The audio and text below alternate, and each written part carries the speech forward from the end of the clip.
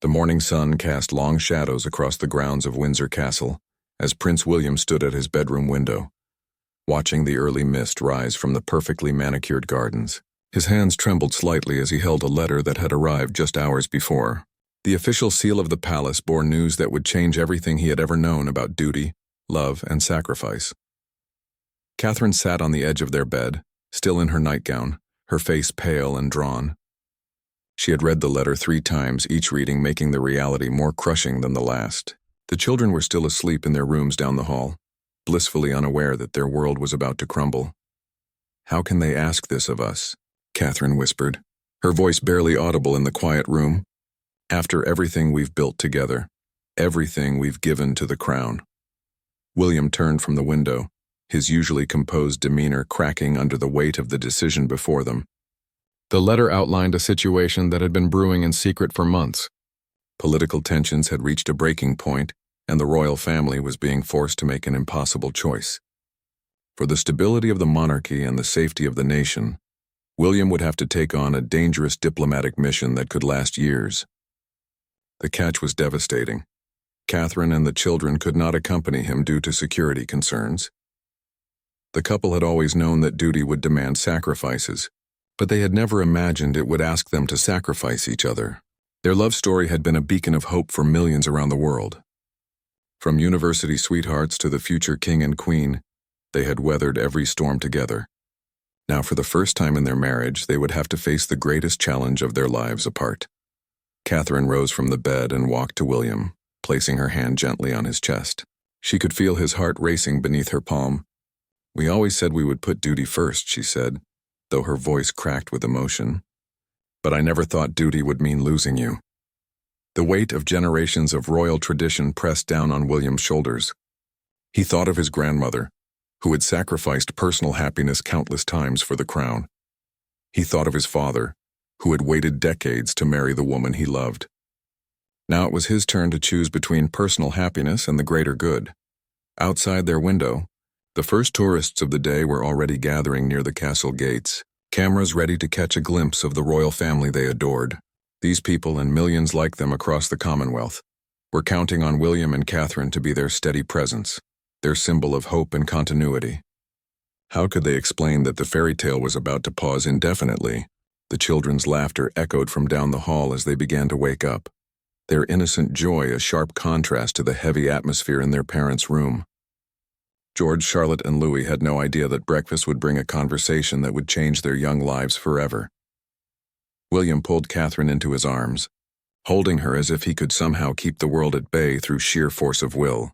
They stood there in silence, memorizing the feel of being together, knowing that moments like these would soon become precious memories rather than daily reality.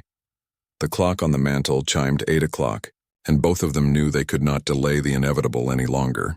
The children would need to be told, the staff would need to be briefed, and the machinery of royal protocol would begin to turn. But for just a few more minutes, they allowed themselves to exist in this bubble of private grief, where they were not the future king and queen, but simply William and Catherine, 2 people whose hearts were about to be broken by the very institution they had pledged their lives to serve. As Catherine rested her head against William's chest, she wondered how many other royal couples had stood in similar positions throughout history, torn between love and duty. The portraits lining the castle walls seemed to watch them with understanding eyes, as if the ghosts of past monarchs were whispering encouragement through the centuries. The sound of footsteps in the corridor announced that the outside world was beginning to intrude on their private moment. Soon advisors would arrive, plans would be made, and the careful choreography of their separation would begin. But in these final moments of their life as they had known it, William and Catherine held each other close, drawing strength from a love that would have to sustain them through the unknown challenges ahead.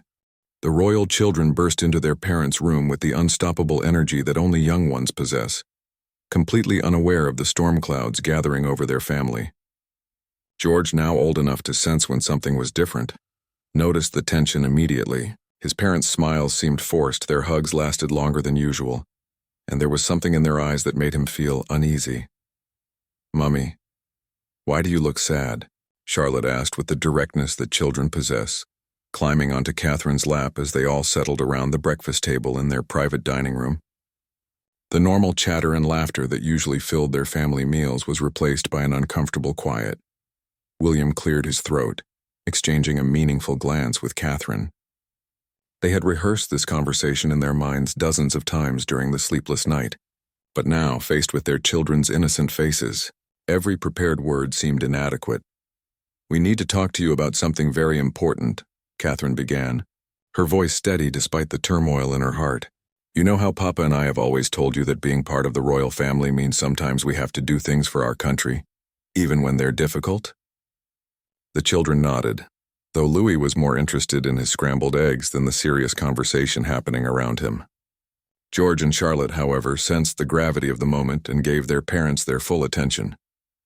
William leaned forward, his hands clasped tightly together. "Sometimes grown-ups have to go away to help other people, even when they don't want to leave their families. I've been asked to go on a very important mission for our country, one that will help keep everyone safe." The word mission immediately captured George's imagination, but the excitement in his eyes quickly faded when he saw his mother's expression. "Will you be gone long, Papa?" he asked quietly. The pause that followed seemed to stretch forever. Catherine reached over and took William's hand, drawing strength from the contact. "We don't know exactly how long, sweetheart. It could be a very long time." Charlotte's lower lip began to tremble. At her age, she couldn't fully understand the complexities of royal duty, but she understood enough to know that her father was going away and might not come back soon. "Will you miss my birthday?" she whispered. The question hit William like a physical blow. He had never missed any of his children's birthdays, had never wanted to be anywhere but by their side for every milestone, every scraped knee, every bedtime story. The thought of missing Charlotte's birthday, and potentially many more important moments, made his chest tight with grief. "I will think of you every single day," he promised, his voice thick with emotion. "And even if I can't be there in person, I will always be with you in here." He pointed to his heart, then gently touched each child's chest. "Just like you will always be with me." Catherine watched her husband struggle to maintain his composure and felt her own resolve wavering. She had to be strong for the children, but seeing William's pain made her own heartbreak even more acute. They were a team, partners in everything from royal duties to midnight feedings when the children were babies. How would she navigate the complexities of royal life without him by her side? The palace staff moved quietly in the background, preparing for what would be one of the most challenging periods in recent royal history. The children's nanny, Maria, had been briefed on the situation and was already making plans to provide extra stability and comfort for George, Charlotte, and Louis in the coming weeks. After breakfast, the family walked through the castle gardens, a tradition they had maintained since the children were tiny. But today, every step felt weighted with significance. William pointed out the flowers that would bloom while he was away, the trees that would change with the seasons, creating a mental map of time passing that he would miss.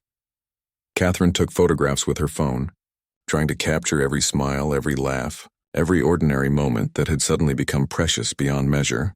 She watched William teaching George how to skip stones in the pond, saw him lifting Charlotte high in the air to reach the low-hanging apple branches, observed him gently helping Louis navigate the uneven garden path. These would be the images she would cling to during the lonely nights ahead. These moments of pure family joy would have to sustain her through official functions she would attend alone, through bedtime stories she would read without William's familiar voice joining in, through the thousands of small daily decisions that they had always made together. The children, resilient as only the young can be, gradually returned to their normal play, though they stayed closer to their parents than usual.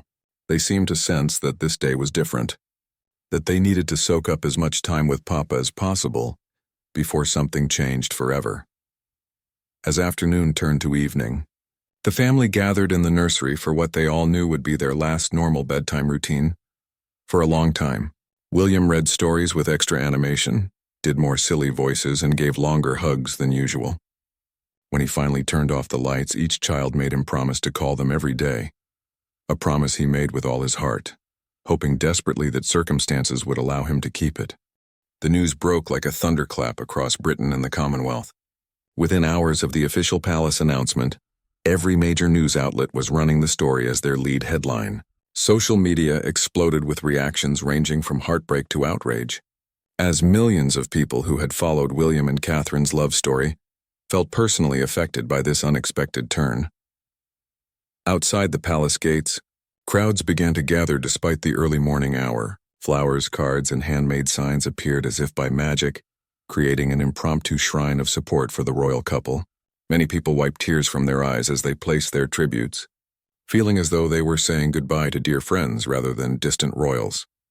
Inside the palace, the communications team worked frantically to manage the unprecedented public response. The palace phone lines were jammed with calls from well-wishers, media outlets, and government officials. Social media platforms crashed intermittently under the weight of posts about the royal separation, with hashtags like #ChakringStayStrongKate and Bring William Home trending worldwide within hours. Catherine found herself thrust into a role she had never imagined having to play alone. As the senior royal remaining in Britain, she would need to carry out many of the duties that she and William had previously shared. The weight of representing the monarchy single-handedly, while also being a full-time mother to 3 young children, seemed overwhelming. Her first public appearance after the announcement was at a children's hospital in London, a commitment she had made weeks earlier. As her car pulled up to the hospital entrance, Catherine could see the crowd of photographers and reporters waiting for her. This would be the first time the public would see her without William by her side, and she knew every gesture, every expression would be analyzed for signs of how she was coping. Taking a deep breath, Catherine stepped out of the car with the same grace and composure she had always shown. But those who knew her well could see the subtle signs of strain around her eyes, the way she held herself just a little more rigidly than usual. The hospital staff and patients, however, saw nothing but the warm, caring royal they had always admired. During her visit with the sick children, Catherine's natural warmth shone through her personal pain. She sat on tiny hospital beds, read stories, and listened intently to each child's concerns. One little girl asked where Prince William was, and Catherine's response, that he was away helping other people who needed him, became the quote that dominated the evening news. Meanwhile, William was already deep in preparation for his mission. The details remained classified, but those close to the situation knew it involved delicate diplomatic negotiations in a region where tensions had reached dangerous levels. His presence was seen as crucial to preventing a conflict that could have global implications.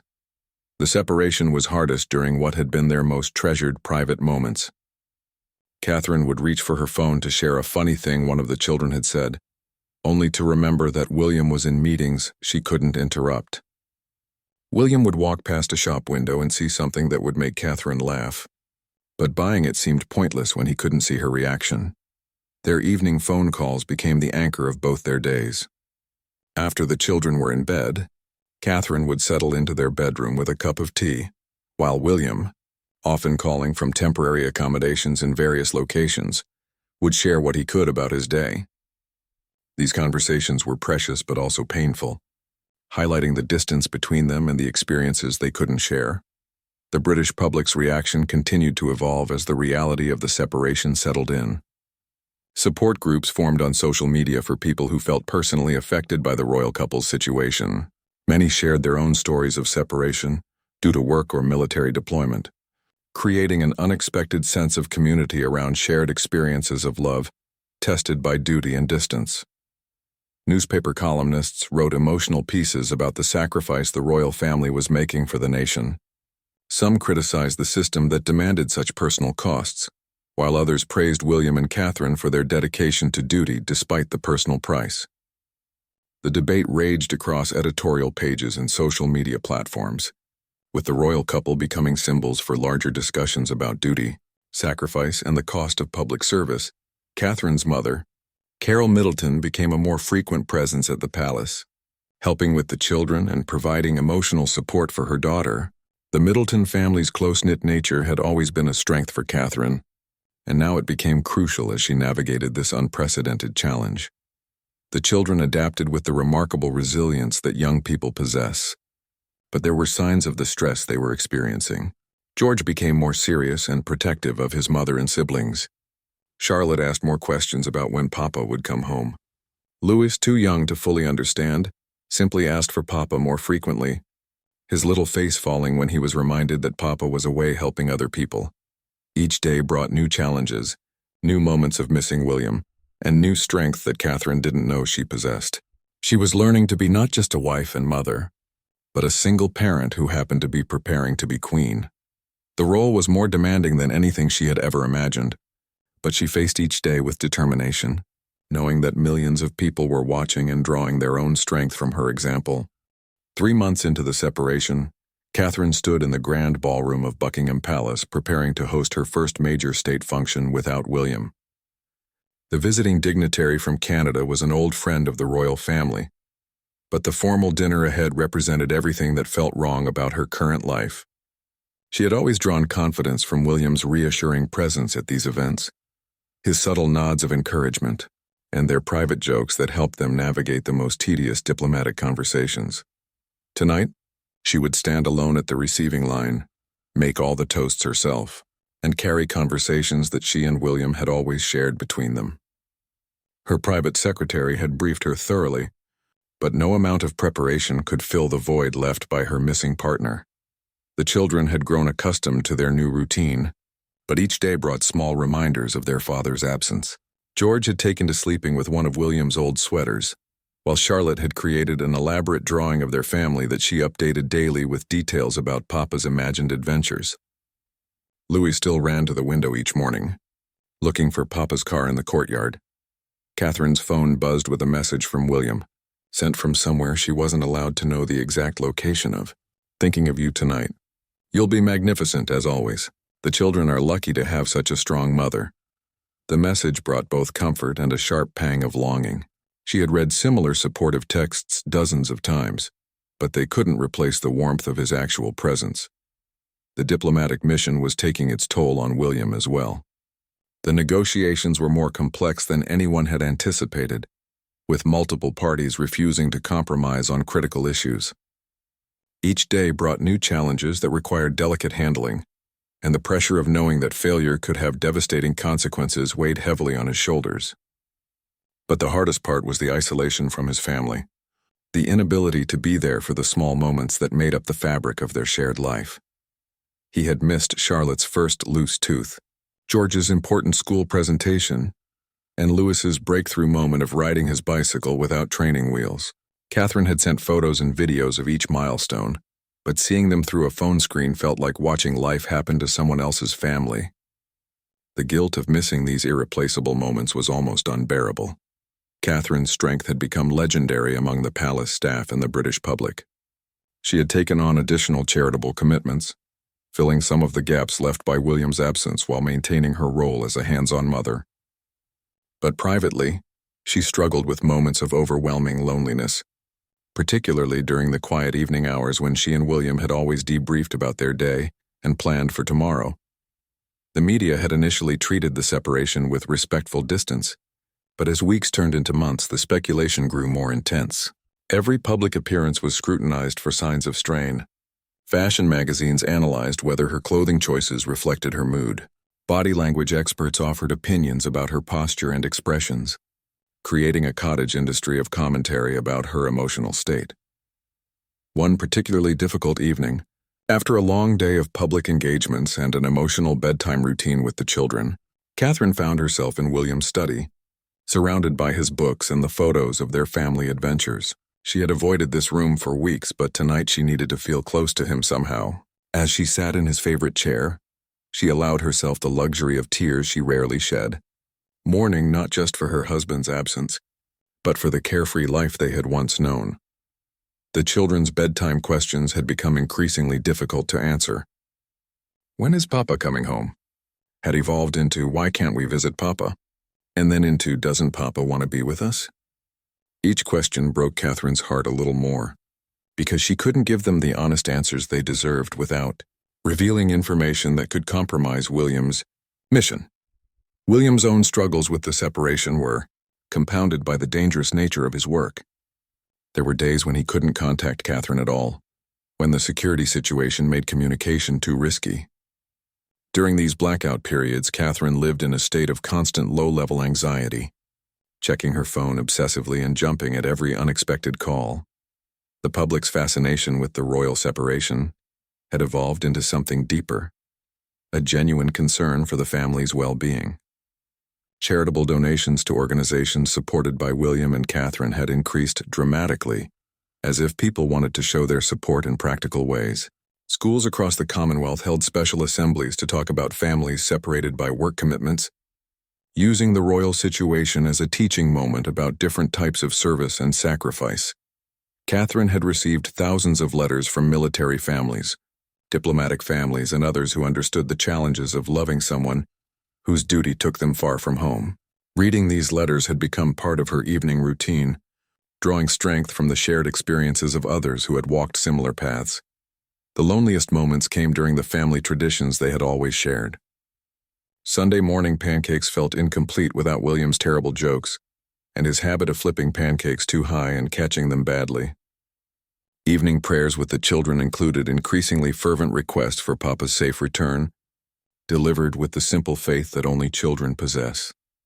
As Catherine prepared for bed each night in their empty bedroom, she would look at the photos on William's nightstand, pictures of their wedding day, family holidays, candid shots of the children, and try to draw comfort from the memories while fighting off the fear that their separation might last much longer than anyone had originally planned. 6 months after William's departure, Catherine received a call that changed everything.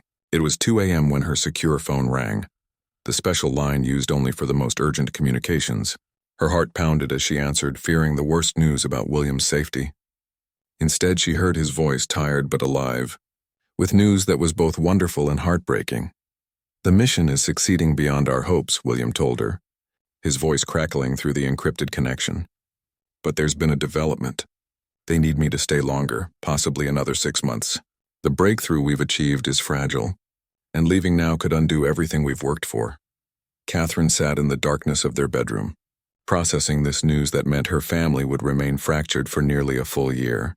She had been preparing herself mentally for William's return, had been telling the children that Papa would be home soon, had been planning the reunion that had sustained her through the darkest moments of their separation.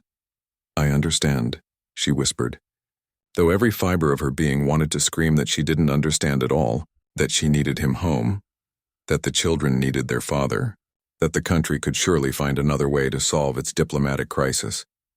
The extension of William's mission sent shockwaves through the palace and the nation. The public, who had been following the royal separation like a real-life drama, reacted with a mixture of pride in William's dedication and sympathy for the family's continued sacrifice. The palace was flooded with even more flowers, letters, and expressions of support. Catherine's strength had become almost mythical in the public consciousness. She had handled every challenge with grace, had never shown public weakness, had maintained her royal duties while being a single parent to 3 young children. But privately, the news of the extended separation nearly broke her resolve. The children took the news differently. George, now understanding more about his father's important work, tried to be brave and supportive. Charlotte cried for an hour, then announced that she was going to write Papa a letter every single day until he came home. Louis, still too young to understand time in the same way, simply asked again when Papa would be back, not grasping that 6 more months meant anything more than not today. Catherine's support system rallied around her with renewed determination. Her parents became almost permanent fixtures at the palace, helping with school runs and bedtime routines. William's father, King Charles, made more time in his schedule to spend with his grandchildren, trying to fill some of the masculine presence gap in their daily lives. The palace staff, who had always been professional, became almost family-like in their care and concern. The media attention intensified with the news of the extended mission. International news outlets picked up the story, making William and Catherine symbols of duty and sacrifice around the world. Documentary filmmakers requested access to tell their story, while authors proposed books about the royal separation that was testing the modern monarchy in unprecedented ways. William's own response to the mission extension was complex. Professionally, he was proud of what he was accomplishing and understood that his continued presence could genuinely prevent a crisis that would affect millions of people. Personally, he was devastated by the thought of missing more of his children's lives and putting Catherine under continued pressure. His living conditions had been Spartan from the beginning, but as the mission extended, efforts were made to improve his accommodation slightly. He was given a small apartment with a secure communication setup that allowed for longer, more frequent calls home. These extended conversations became lifelines for both him and Catherine, though they also highlighted how much of their lives they were missing together. The diplomatic work itself had evolved into something more complex than anyone had originally envisioned. What had started as a crisis management mission had become an opportunity to build lasting peace in a region that had known conflict for decades. William found himself at the center of delicate negotiations that required not just diplomatic skill, but the moral authority that came with his position as future king. Catherine's role in Britain had expanded to fill the void left by William's absence. She had taken on patronages that had been his, had represented the royal family at events that would normally have been shared duties, and had become the primary royal presence for an entire generation of young people who were seeing her navigate single parenthood while maintaining her public responsibilities. The children's schools had been incredibly supportive, understanding that the royal children were dealing with challenges that most of their classmates couldn't imagine. Teachers noted that all three children had shown remarkable maturity in dealing with their father's absence, though they each displayed the stress in different ways. George had become quieter and more studious. Charlotte had thrown herself into creative projects, and Louis had become more clingy with his mother and grandmother. Catherine's evening routine had evolved to include reading every letter and message from the public, drawing strength from the stories of other families facing separation. Military wives shared their coping strategies. Diplomatic families offered advice about maintaining relationships across distance and time zones, and ordinary people simply offered their prayers and support. The halfway point of William's extended mission felt both like an achievement and a mountain yet to climb. Catherine marked it privately in her diary, noting how much the children had grown and changed in the months their father had been away. She worried about Louis, who was so young that William was becoming more memory than daily presence. She feared that the bonds between father and children, so strong before the separation, might be permanently affected by this extended absence. As autumn arrived in England, Catherine walked through the palace gardens where she and William had strolled with the children just months before. The leaves were changing, the seasons were turning, and life was moving forward without him. She took photos to send to William, trying to share the beauty of home while knowing that images could never capture the loneliness that had become her constant companion. The breakthrough came suddenly, like dawn breaking after the longest night. Catherine was in the middle of reading bedtime stories to Louis when her secure phone buzzed with an urgent message. Her hands trembled as she read William's text. "It's over. The agreement has been signed. I'm coming home." For a moment, Catherine couldn't breathe. After nearly a year of separation, after months of extended uncertainty, after countless nights of falling asleep alone and waking up to face another day without her partner, the end had finally come. She had to read the message 3 times before the words truly sank in. "Mummy, why are you crying?" Louis asked, looking up from his storybook with concern. But these weren't tears of sadness. They were tears of relief, joy, and overwhelming gratitude that their family was finally going to be whole again. "Papa is coming home," Catherine whispered, her voice breaking with emotion. "Papa is finally coming home." The news spread through the palace like wildfire. Staff members who had supported Catherine through the most challenging year of her royal life wiped away their own tears of relief. The children's nanny, Maria, called Catherine's parents immediately. Even the usually stoic palace security team allowed themselves small smiles as they began preparing for William's return. But even as joy flooded through the palace, Catherine found herself feeling an unexpected nervousness. A year was a long time in the life of a family with young children. George had grown several inches and had lost 2 more teeth. Charlotte had learned to read chapter books and had developed a passionate interest in horses. Louis had potty trained, started speaking in full sentences, and had become a completely different little person than the toddler William had left behind. Catherine herself had changed too. The shy young woman who had once hidden behind William's confidence was gone, replaced by someone who had learned to command rooms, negotiate with world leaders, and make decisions that affected millions of people.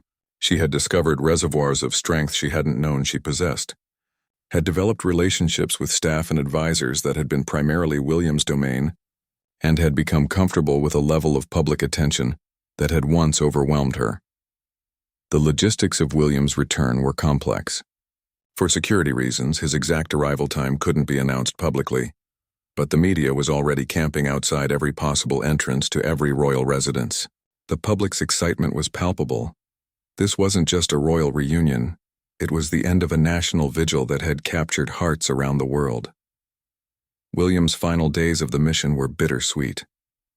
He was proud of what had been accomplished, knowing that the peace agreement he had helped negotiate would save countless lives and bring stability to a region that had known too much conflict. But he was also eager to leave behind the sparse apartment, the constant security concerns, and the diplomatic pressures that had consumed every moment of the past year. During their final secure phone call before his departure, William and Catherine talked for hours, sharing fears about their reunion that seemed almost silly but felt very real. Would the children remember how to be comfortable with him? Would their marriage pick up where it left off? Or would they need time to rediscover each other? How would they blend the people they had become during their separation back into the partnership they had always been? "I've missed your terrible jokes," Catherine confessed during that last call, making William laugh for the first time in weeks. "I've missed having someone to tell my terrible jokes to," he replied. "I've been saving up a year's worth of them." The children were told about William's return the night before he arrived, each reacting according to their personality. George became very quiet and serious, as if he was processing the magnitude of this change. Charlotte squealed with excitement and immediately began planning all the things she wanted to show Papa and tell him about.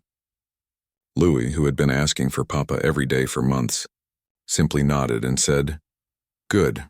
Papa comes home now." Catherine spent that final night alone walking through the palace, visiting all the places where she had felt William's absence most keenly. His study, where she had sat crying on the hardest nights. The children's playroom, where she had read bedtime stories as a single parent. Their bedroom, where she had learned to sleep alone after 13 years of marriage. She thought about the woman she had been a year ago, someone who had never imagined she could handle the pressures she had faced, who had been terrified of the responsibility that had been thrust upon her. That woman seemed like a stranger now. The Catherine who would greet William tomorrow was stronger, more confident, more independent, but also more grateful for partnership, more aware of how precious their relationship was, and more determined never to take their love for granted. The palace staff worked through the night to prepare for William's return, not because there were elaborate ceremonies planned, but because they wanted everything to be perfect for the family. They had watched struggle and persevere through the most challenging year any of them could remember. Fresh flowers were placed in every room, William's favorite foods were prepared, and extra security was quietly put in place to ensure the family's first moments together would be private and peaceful. As dawn broke on the day of William's return, Catherine woke up for the last time in the bed she had occupied alone for nearly a year. Today their separation would finally end. Today their family would be complete again. Today the fairy tale that had been paused would resume, forever changed but somehow stronger for having survived the ultimate test of love, duty, and sacrifice. The black car wound its way through the familiar streets toward home, carrying William through a London that looked exactly the same, but felt completely different after nearly a year away. Every landmark held memories of the life he had been forced to leave behind, and every mile brought him closer to the family he had missed with an ache that had become a constant companion. At the palace, Catherine stood at the same window where William had received the letter that started their separation. But today, instead of watching him leave, she was waiting for him to return. She had changed clothes 3 times, settling finally on a simple blue dress that William had always loved. The children waited in the nursery with their grandmother, too excited to sit still but understanding somehow that Mummy needed a few minutes alone with Papa first. When the car finally pulled through the palace gates, Catherine's heart began racing. Through the bulletproof glass she could see William's silhouette, and even from this distance, even after all this time, the sight of him made her feel like the university student who had first fallen in love with a prince who just wanted to be a normal young man. William stepped out of the car and looked up at the palace that had been his home for his entire life but had felt like a distant dream during his mission. Everything looked smaller somehow, more precious, more fragile than he remembered. The gardens where he had played with his children seemed more vivid, the windows behind which his family lived more welcoming, the very stones of the building more solid and reassuring. Catherine appeared at the main entrance, and for a moment both of them simply stood still, taking in the reality that their separation was finally over. William looked older, she thought, with new lines around his eyes and a gravity in his bearing that spoke of the weight he had carried during his mission. Catherine looked stronger to William's eyes, more poised and confident, carrying herself with an authority that had fully blossomed during their time apart. Then they were running toward each other, abandoning all royal protocol and dignity, meeting in the middle of the courtyard in an embrace that made up for a year of missed hugs, missed conversations, missed ordinary moments of simply being together. "You're really here," Catherine whispered against his chest, breathing in the familiar scent of him that no video call could convey, feeling the solid warmth of his body that no photograph could capture. "I'm really here," William replied, his voice muffled in her hair. "I'm never leaving again. Never." They held each other for long minutes, both crying openly, neither caring that palace staff and security personnel were discreetly wiping away their own tears at the sight of this reunion they had all hoped and prayed for. This was more than just a husband returning from a business trip. This was the healing of a wound that had affected everyone who loved this family. The children's voices echoed from somewhere inside the palace, growing closer as they abandoned their promise to wait patiently, and came racing toward the sound of their parents' reunion. George appeared first, now so much taller than when William had left, running with the awkward limbs of a boy who had grown significantly during his father's absence. "Papa!" George shouted, launching himself into William's arms with the full force of a year's worth of stored-up hugs. William caught his eldest son and was amazed at how much heavier he felt, how much more solid and grown-up he had become. Charlotte arrived seconds later, her hair flying behind her as she ran, carrying a thick folder that William would later discover contained every drawing she had made for him during his absence, every story she had written, every flower she had pressed between pages as gifts for his return. "Papa, Papa, Papa," she chanted, wrapping her arms around both her parents and brother in a group hug that seemed to encompass all the love and longing of their separation. But it was Louis who provided the most poignant moment of the reunion. The little boy approached more slowly, his thumb in his mouth, studying his father with the careful attention of a child who had been too young to hold clear memories but old enough to feel the absence. William knelt down to Louis's eye level, his heart breaking at the thought that his youngest son might not remember him clearly. "Hello, Louis," William said softly. "I'm Papa. I've missed you so very much." Louis studied his father's face for a long moment, then broke into the brilliant smile that had always been his signature expression. "Papa," he said, removing his thumb from his mouth to launch himself into William's arms. Papa came back. The family group hug that followed was captured by a single palace photographer, creating an image that would become iconic, not a formal royal portrait, but a genuine moment of family love and reunion that spoke to everyone who had ever been separated from someone they loved. Inside the palace, the reunion continued in the familiar spaces that had felt empty for so long. William marveled at how the children had grown and changed, poring over Charlotte's artwork, listening to George read from his advanced books, laughing at Louis's new vocabulary and silly jokes. Every small development felt miraculous. Every milestone he had missed now shared and celebrated. Catherine watched her husband rediscover his children and felt her heart healing from wounds she hadn't even realized were still bleeding. The man who returned was the same William she had married, but also someone who had been tested and proven in ways that few people ever experience. The mission had changed him, matured him, given him a gravity and confidence that made her fall in love with him all over again. That evening, after the children had finally been convinced to go to bed despite their excitement, William and Catherine sat together in their bedroom, talking until the early hours of morning.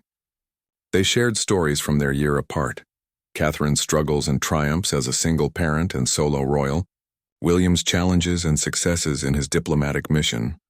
"I was so afraid," Catherine admitted as they lay in their bed together for the first time in nearly a year. "Afraid that we would have grown apart, that you would be different, that I would be different, that the children wouldn't adjust to having you back." "And now?" William asked, stroking her hair.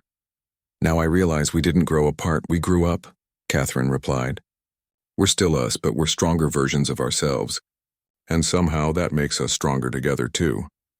The next morning brought the official announcement of William's successful return and the completion of his diplomatic mission.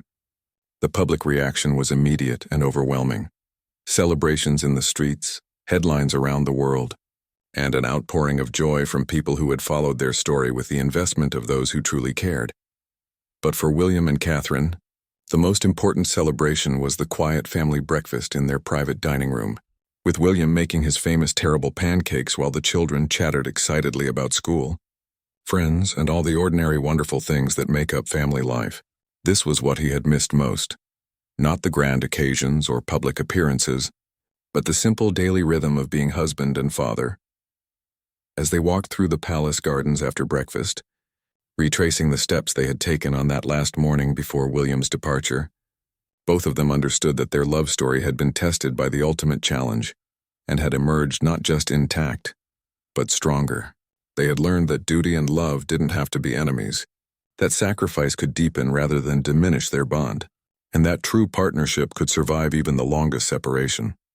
The nation that had watched their farewell with broken hearts now celebrated their reunion with joy, understanding that William and Catherine had given them something precious, proof that love can endure, that duty and devotion can coexist, and that fairy tales, even when interrupted by reality, can have the happiest endings of all.